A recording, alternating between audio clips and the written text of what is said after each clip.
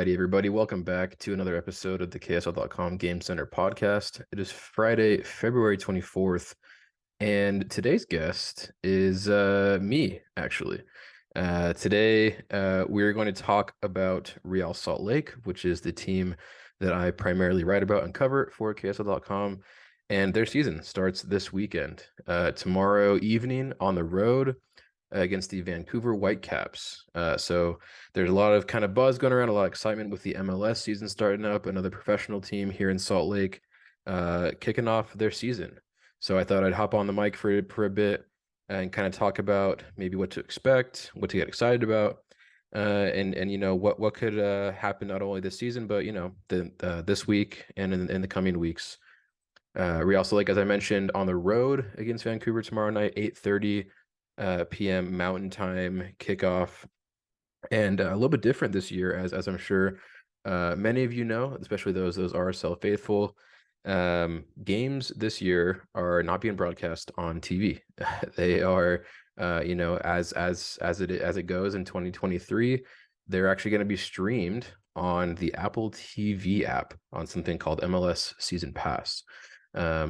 So if you want to watch RSL or MLS games this year, you're gonna have to do it on that app, which luckily is available, pretty much whatever device you watch your content on.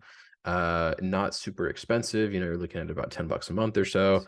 If you have T-Mobile, they just announced this week that anybody who is a T-Mobile subscriber will also get a free membership to MLS Season Pass, which and now, as I'm realizing, is a separate kind of add-on purchase that you have to make within the Apple TV app. But nonetheless, this is how you can watch RSL games here. Obviously, quite a big change from years past.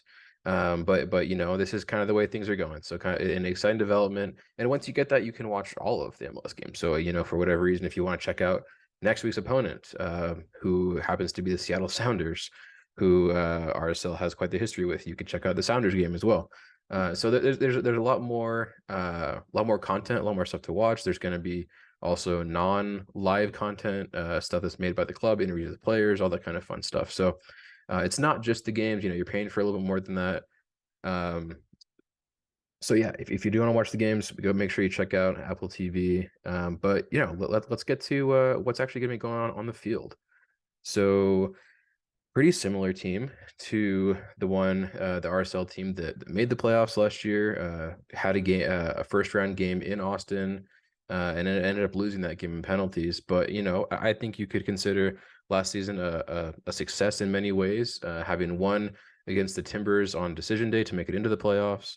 And especially considering all the injuries that this team had, which is the primary storyline, I would say, going into this opening week and this season, is the return of Damir Kreilach, who is the captain of this Real Salt Lake team.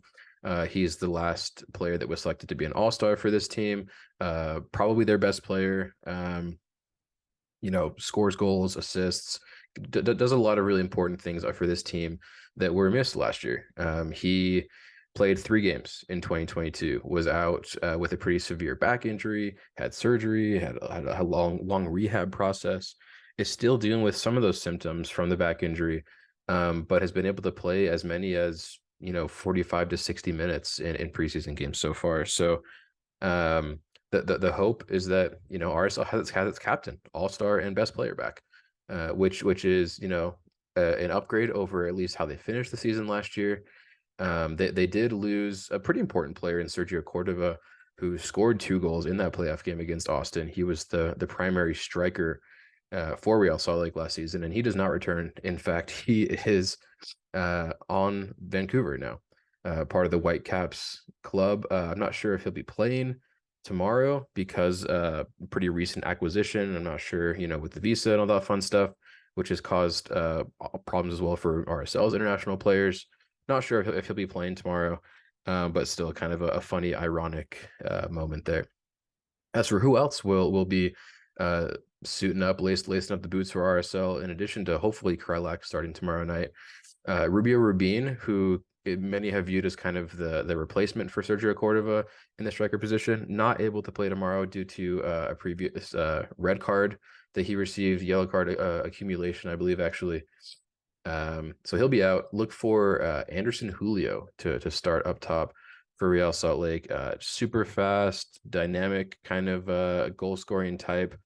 Usually has come off the bench previously in his technically two, but really just the last couple of years. He two stints, but he's been with RSL the last couple of years. Kind of viewed as like that super sub kind of thing. But I imagine he'll start. He's played a lot of minutes in the preseason up top for RSL, both creating and scoring goals. I had a chance to talk with him yesterday, and he's has a really great mindset. Excited for this opportunity that he has to potentially start. Knows that their job in their area for improvement is to score more goals. This team didn't score a lot of goals last year, and they want to score goals. They want to win games, and he said that that's their big mentality right now.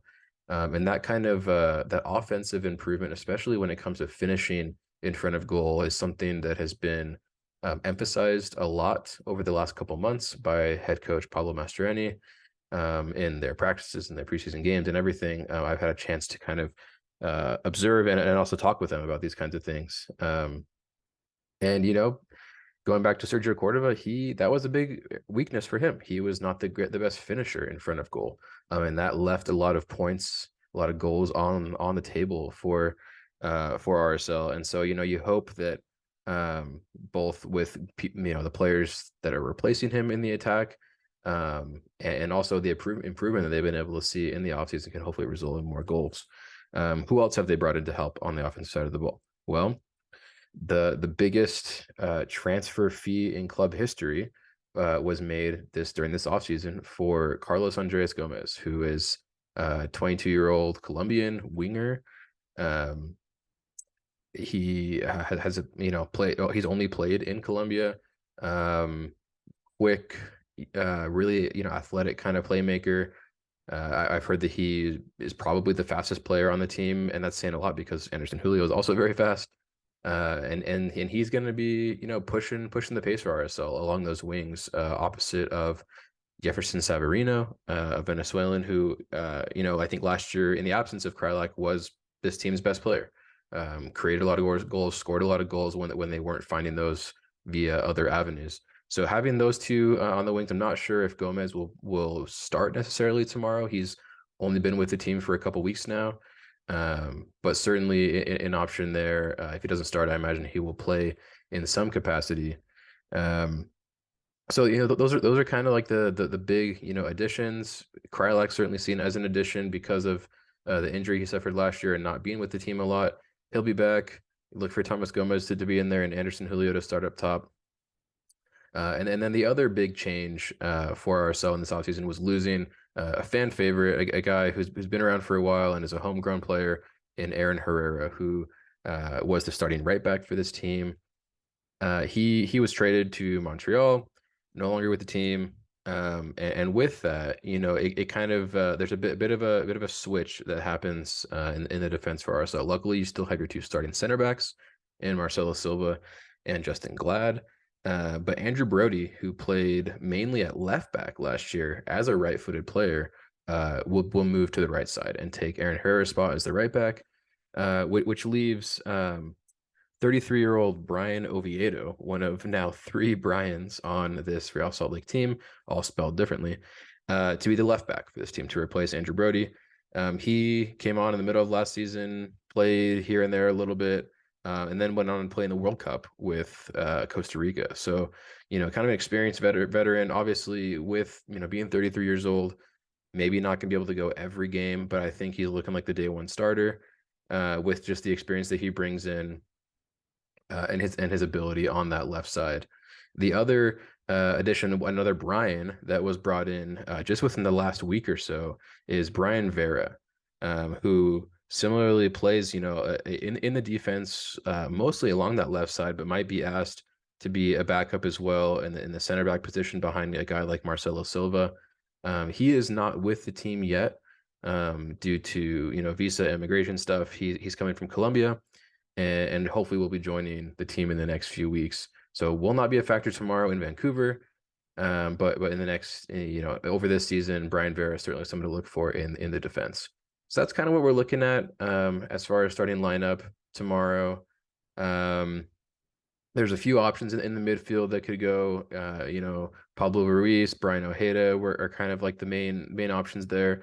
We could also look at a guy like Jasper Loffelson, who played a lot of minutes last season as a rookie, an older rookie, albeit for RSL, and then a veteran guy like Scott Caldwell, who the team elected to kind of keep on, even though he's not the flashiest player, didn't play the most last year, but is kind of like that solid presence in the midfield, that can kind of keep things going for you. So that's kind of what you're looking at there. Excited to kind of get this season going. That match tomorrow in Vancouver should tell you a lot about how these next few weeks and months can go for RSL. Is Krylak healthy? Is a guy like Carlos Andreas Gomez going to be a starter / really impactful player? What's the attack looking like? Are they really scoring more goals? They scored 5 goals in their preseason finale last week against the Chicago Fire, which is a great sign. Obviously, it's preseason; you can't take too much off of it. But scoring 5 goals against an MLS squad in any circumstance is something I think that you can be proud of and learn from. And so it seems like this team has made an effort to improve that attack, score more goals. So that should be something exciting to watch over this next little bit. RSL will not be at home until March 15th, March 11th, I believe, actually. Sorry. That second weekend in March against Austin, in fact, who they lost to in the playoffs. So kind of a fun rematch there. But yeah, not at home for the next couple weeks as they start the season on the road with some big tests in Vancouver and then Seattle. And by the time that the team gets back here to Sandy to play in front of the home fans, we should know quite a bit about what this team's looking like, what those primary options are.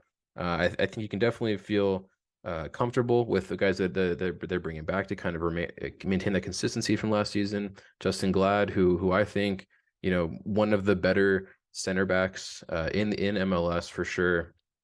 I think he should even be a national team prospect for the U.S. at this point, especially given some of their weaknesses at that position of center back. Just a tall, athletic guy, works hard, great motor, and he also scores goals. He's got a great head, and great dance moves also that he displays after scoring goals as well. If you haven't seen those, check out Justin Glad's goal celebration. It's a hoot for sure.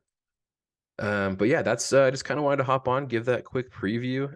Should be an exciting year. Should be fun. A lot of both new things to look forward to with RSL, but also some continuity that should keep this team certainly above water, if not, in the upper echelon of Western Conference teams. You look at a team like LAFC who won the MLS Cup last year in the West from the Western Conference. RSL went to LA to start the preseason, beat them 2-0.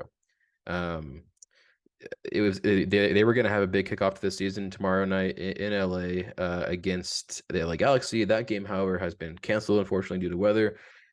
With starting an outdoor soccer season this early in the year, it's still February, can be a little bit risky. We just got a huge snowstorm here in Utah, so I'm sure that plays a big factor in why RSL is not playing at home for the first 2 weeks. But we were already seeing that it's kind of causing some issues, not only in Utah but across the league, even in California, which is known for its great weather. So, it's early in the season. It's just beginning, but I think it'll be fun. I know a lot of people are just excited that MLS is back. We can watch these players, we can watch these games, check out the new streaming service on Apple, and just see how it's kind of all going to go down.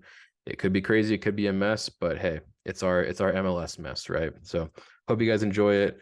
And we will catch you guys next time on the KSL.com Game Center podcast.